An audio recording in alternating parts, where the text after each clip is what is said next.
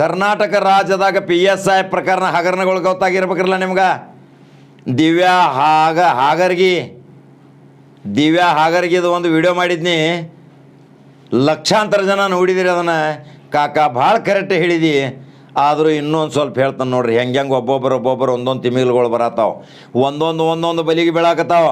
ಆದ್ರೆ ಈ PSI ಹಗರಣದಲ್ಲಿ ಇವರು OMR ಶೀಟು ಮತ್ತು ಕಾರ್ಬನ್ ಶೀಟು ವ್ಯತ್ಯಾಸ ಆಗ್ತಾ ಇಲ್ಲ, ಅವ್ರನ್ನ ತಂದು ಒಳಗೆ ಹಾಕಾಕತ್ತಾರ. ಆದ್ರೆ ಇದರಲ್ಲಿ ಪ್ರಾಮಾಣಿಕರ ಬರೆದವ್ರಿಗೆ ಯಾಕೆ ಶಿಕ್ಷೆ ರೀ? ಇವತ್ತು ನಾ ಈ ಪ್ರಶ್ನೆ ಕೇಳಾಕತ್ತಾನ. ಪ್ರಾಮಾಣಿಕವಾಗಿ ಕೆಲವರು ಡೀಲದಲ್ಲಿ ಭಾಗಿಯಾಗಿಲ್ಲ, ಅವರು ಏನು ದುಡ್ಡು ಗಿಡ್ಡು ಕೊಟ್ಟಿಲ್ಲ, ಆದರೂ ಅವರು ರ್ಯಾಂಕಿಂಗ್ದಾಗ ಬಂದಾರ. ಅವರಿಗೆ ನೀವು PSI ನೇಮಕಾತಿ ಮಾಡೋದಿಲ್ಲ, ಇಡೀ PSI ನೇಮಕಾತಿನೇ ರದ್ದು, ಮರುಪರೀಕ್ಷೆ ಅಂತ ಹೇಳ್ತೀರಿ. ಅವ್ರಿಗೆ ಜ್ಞಾನದಿಂದವ್ರೆ, ನಿಮಗೆ ಜ್ಞಾನ ಬೇಕಲ್ರಿ?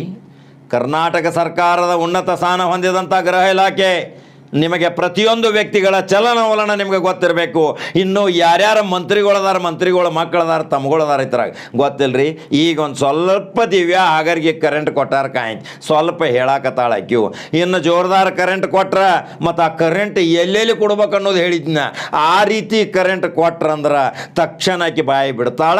ಸುಳ್ಳು ಪತ್ತೆ ಮಾಡುವ ಯಂತ್ರ ಅದನ್ನು ತಂದು ಅದರಾಗ ಕುಂಡಿಸಿರಿ ಅಂದ್ರೆ ದಿವ್ಯಾ ಹಾಗರ್ಗೆ ಎಷ್ಟು ಕ್ಯಾಬಿನೆಟ್ ಮಿನಿಸ್ಟರ್ಗಳ ಹೆಸರು ಹೇಳ್ತಾಳು, ಎಷ್ಟು ಶಾಸಕರದ್ದು ಹೇಳ್ತಾಳು, ಏನೇನು ಮಾಡ್ತಾಳು ಗೊತ್ತೈತ್ರಿ? ನೋಡಿದಿರಿ ಫೋಟೋ. ಪ್ರತಿಯೊಂದು BJP ಲೀಡ್ರ್ ಮನ್ಯಾಗ ಹೋಗ್ಯಾಡ್ರಕ್ಕೆ, ಎಲ್ಲರ ಮನ್ಯಾಗ ಊಟ ತಿಂಡಿ ಸತ್ಕಾರ ಗಿತ್ಕಾರ ಎಲ್ಲ ಮಾಡ್ಕೊಂಡಾರ. ಆದರೂ ಸಹಿತ ಇನ್ನೂ ಇತರಾಗ ಕಾಣದ ಕೈವಾಡ ಪುರುಷರು ಯಾರದಾರೋ ಅಮಾಯಕರನ್ನು ಇದ್ರಾಗ ಬಲಿಪಶು ಮಾಡಬೇಡ್ರಿ. ಅವರು ಫ್ರೀಡಮ್ ಪಾರ್ಕ್ದಾಗ ಇವತ್ತು ನಿಷ್ಠಾವಂತ ಯುವಕರ ಓದಿ ರಾತ್ರಿ ಹಗಲಿ ಅಭ್ಯಾಸ ಮಾಡಿ PSI ಪಾಸ್ ಆಗ್ಯಾರ. ಅವ್ರದ್ದು ನೇಮಕಾತಿ ಮಾಡೋದಿಲ್ಲ ಅಂತೀರಿ. ಆ ಮಕ್ಕಳದ ಭವಿಷ್ಯ ಏನ್ರಿ ಮುಂದಗತಿ? ವಯಸ್ಸಾಗಕ್ಕೆ ಬಂದಾವ. ಇದರ ಸಲುವಾಗಿ ಹೇಳಂದ್ರೆ ನಿಮಗೆ ಚುರುಕು ಹತ್ತೈತಿ, ಕಾಕ ಏನು ಖಾರವಾಗಿ ಹೇಳ್ತಾನಂತೇಳಿ. ಆದ್ರೆ ದಿವ್ಯಾ ಹಾಗರ್ಗೇನು ಹಂಗೆ ಬಿಡಬಾರ್ದು. ಆಕೆನ ಇನ್ನೂ ಕರೆಂಟ್ ಕೊಡಬೇಕು. ಆ ಕರೆಂಟ್ ಪೊಲೀಸ್ ವಿಧಿವಿಧಾನಗಳದಾವ, ಪ್ರಯೋಗ ತಜ್ಞಲ ಕರೆಸ್ಬೇಕು. ಹೈದರಾಬಾದ್ದಿಂದ ತಂಡಗಳು ಬರ್ತಾವೆ. ಆ ಸ್ವಿಚ್ ಆನ್ ಮಾಡಿದ್ರಂದ್ರೆ ಬುಗಿಲು ಹೇಳ್ತೈತಿ ಬಾಯಿಂದ ಮಾತುಗಳ. ಅದ್ರಾಗ ಯಾರ್ಯಾರು ಹಗರಣದಾಗ ರೂವಾರಿ ಅದಾರ ಅನ್ನೋದ ದಿವ್ಯಾ ಹಾಗರಿಗಿನ ಇನ್ನು ಹೇಳ್ಬೇಕಲ್ರಿ.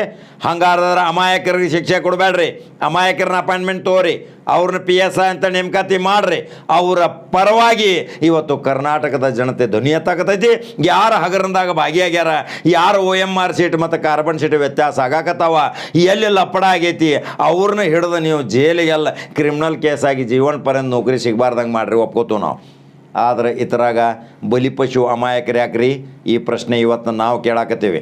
ಅದರ ಸಲುವಾಗಿ ಆ ಅಮಾಯಕರ ಪರವಾಗಿ ಕರ್ನಾಟಕದ 7 ಕೋಟಿ ಜನಸಂಖ್ಯೆದಾಗ 5 ಕೋಟಿ ಪ್ರಜ್ಞಾವಂತರು ಇವತ್ತು ಧ್ವನಿ ಎತ್ತಬೇಕು.